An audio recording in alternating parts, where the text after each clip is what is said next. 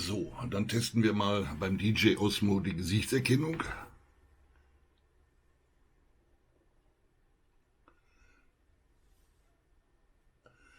Da geht das gute Ding brav mit. Na, ja.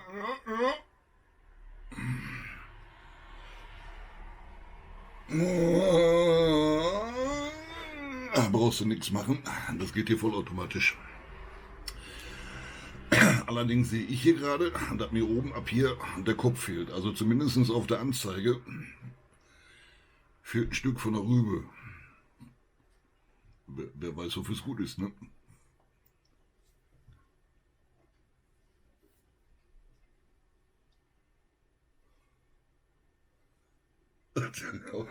Jedenfalls das mit der Gesichtserkennung funktioniert auf jeden Fall ganz gut hier, glaube ich, ne? Ja, tolle Sache. So, Soundqualität. Ein Mikro haben wir ja unten, da kommt nichts an. Und das zweite wäre das hier, ne? Dieses so.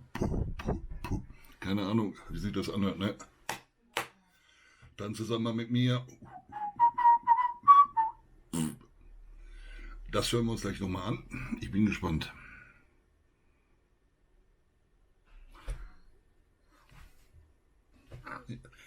Jetzt habe ich ihn, jetzt habe ich ihn verarscht. Hier bin ich. Gesichtserkennung. Na also, geht doch.